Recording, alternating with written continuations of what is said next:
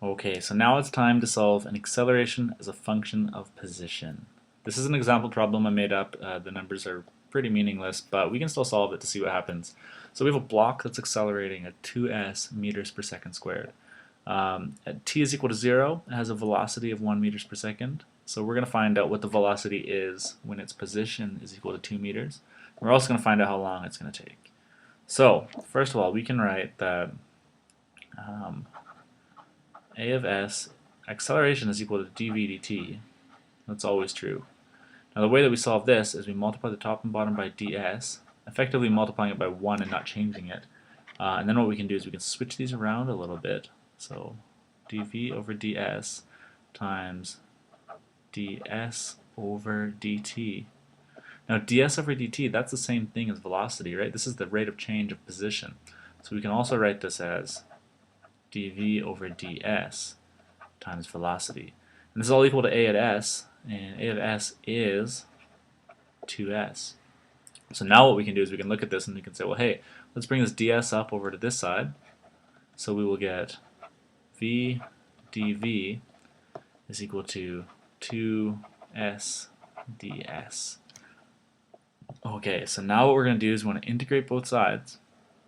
Integrate the left side with respect to v. From v naught was equal to 1, and we're going to go up to v. And we'll integrate this side, but we can leave the 2 on the outside of the integral sign. And so position s, we're going to say s naught is equal to 0, and we're going to go up to s. So when we integrate this, we will get v squared over 2 from 1 to v. And this is going to be equal to 2 s squared over 2 from 0 to s. And we can rewrite this as, well, v squared over 2 minus 1/2 is going to be equal to s squared. Okay, so now what we can do is we'll multiply everything by 2, and actually just come on over here. We're going to keep going, but we ran out of space on that side. So we're going to get v squared minus 1 is equal to 2s squared. You know what, let's add 1 to both sides. Get rid of that.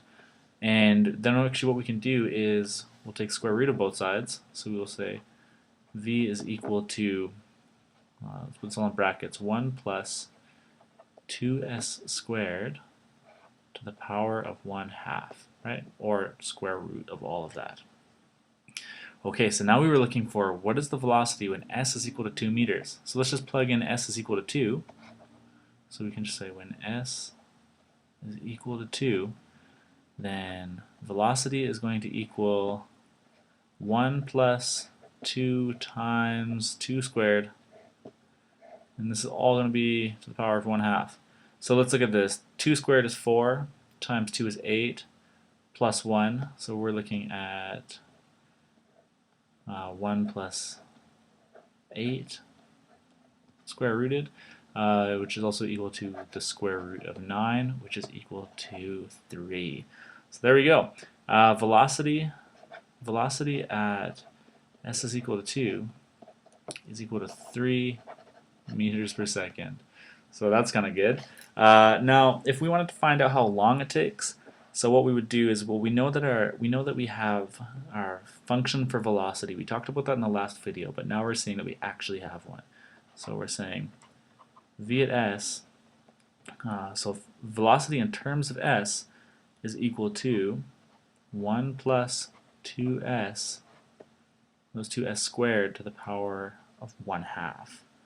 Now what we can do is we also know that this is equal to ds over dt, right? Velocity is always equal to the rate of change of position. So if we take the dt and swap it with our, well, here, I'll put this in more general terms first, I guess. So if we swap this, we would have, or before we swap it, we would have v is equal to ds over dt. Now we swap the v and the dt, so this gives us dt is equal to ds over v, and this was actually v of s. That's why we're putting it on that side, right? So that was v of s. Okay, so kind of diverged there a little bit.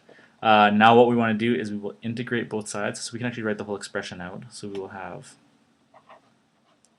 dt is equal to, we're going to have ds on top, and this will be 1 plus 2s squared to the power of 1/2. Now we want to integrate both sides. So we have here from 0 to t, and here we would have from 0 to s.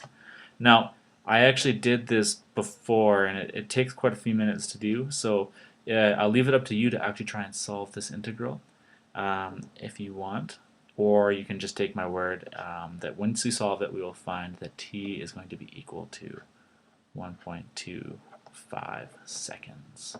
Okay, I hope I didn't disappoint you by not solving this, but feel free to try it on your own. See you guys in the next video.